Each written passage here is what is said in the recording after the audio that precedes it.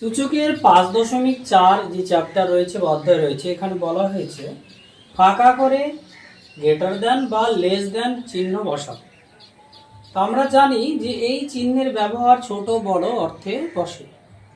যদি ছোট হয় তাহলে সুচলো দিকটা ছোটোর দিকে বসবে, আর যদি বড় হয় তাহলে এই ফাঁকা দিকটাতে বড় দিকটা বসবে। তাহলে আমরা প্রথম অঙ্কটা দেখব। দেখো 5-এর কিউব আর 3-এর 5 আছে। তাহলে 5-এর উপর সূচক আছে 3 আর 3-এর উপরও সূচক আছে 5।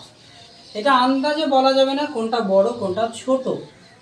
তাহলে আমরা একটা ধারণা করতে পারি যে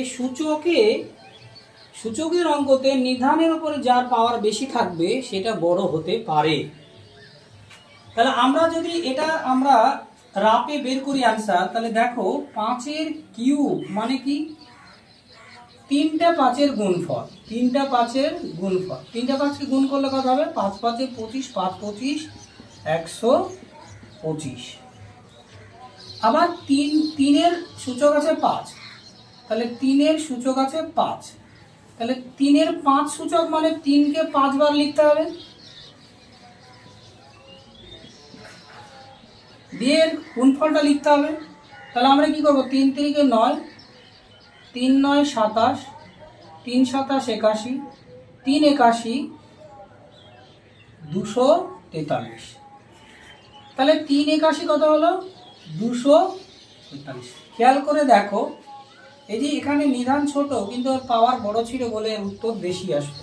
তাহলে এখানে 5-এর কিউব বড় না 3-এর 5 বড়?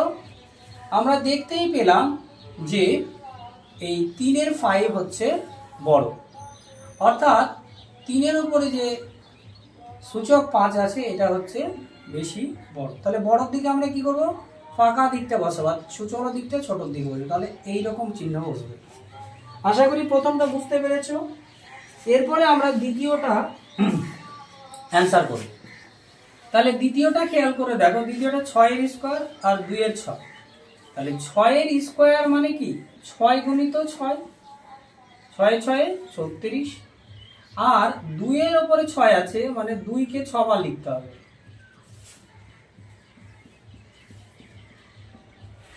তাহলে 2কে 6 বার লিখলে কত হচ্ছে? 2 দুগুণী 4, 4 দুগুণী 8, 8 দুগুণী 16, 16 দুগুণী 32, 32 দুগুণী 64।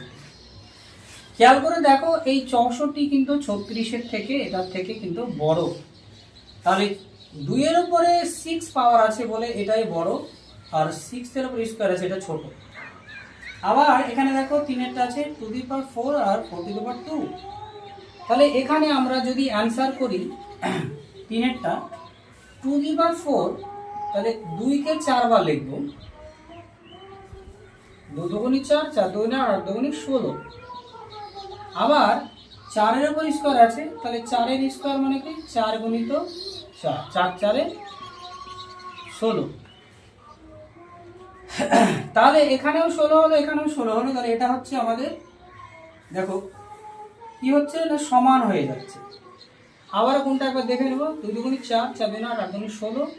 আর এখানে 4-এর স্কোয়ার আছে, 4 4 16। তাহলে এই দুটো হচ্ছে সমান হয়ে যাচ্ছে। 7-এর স্কোয়ার এবং 2-এর 7।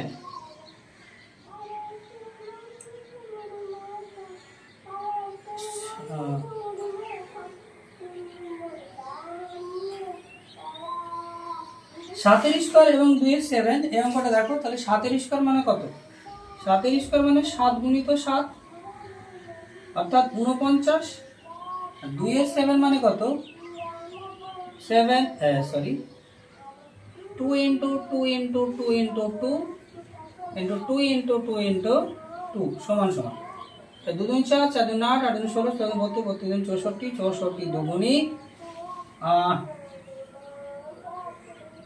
কত হয়?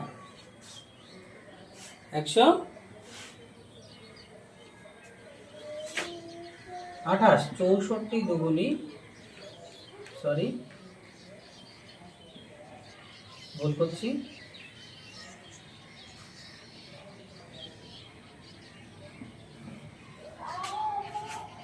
64 into 2, 8 128। তাহলে আমরা দেখতে পাচ্ছি যে এই 7^7টা হচ্ছে বড় সংখ্যা, তাহলে বড়র দিকে বসবে, ফাঁকা দিকটা। এ হচ্ছে প্রথম 4টি অঙ্ক। এরপর দেখো পরের সংখ্যাগুলো দেখে নিব। দেখো 3-এর উপরে পাওয়ার আছে 4 আর 4-এর উপর 3। তাহলে এখানে 3-এর উপরে 4 মানে কত? 3 ইন্টু 3 ইন্টু 3 ইন্টু 3। এটা অ্যান্সার কত? 3 থেকে 9, 3 থেকে 9, 9 9 81। আবার এই 4-এর 3 আছে, মানে 4 ইন্টু 4 ইন্টু 4, 4 4 16, 4 16 64। তাহলে বড় কোনটা? ওপরেরটা। তাহলে ওপরেরটা বড় হচ্ছে, পাওয়ার বেশি আছে, তাহলে পরেরটা 3 মার্ক। আবার এটা দেখো 3^5 আছে, তাহলে 3 ইন্টু 3 ইন্টু 3 ইন্টু 3 ইন্টু 3, 3 থেকে 9, 3 9 27, 3 27 81, 3 81 243। আবার 5-এর কিউব আছে, তাহলে 5-এর কিউব কত হয়? 5 5 25, 5 ইন্টু 5 ইন্টু 5 125। তাহলে অ্যান্সারটা হচ্ছে দেখো 243 কিন্তু অনেক বড় সংখ্যা, তাহলে 243 3-এর উপরে 5 আছে, তাহলে এটা হচ্ছে আমাদের বড়, এবং 5-এর যে কিউব সেটা হচ্ছে ছোট। আশা করি তোমরা এই অঙ্কগুলো বুঝতে পেরেছো।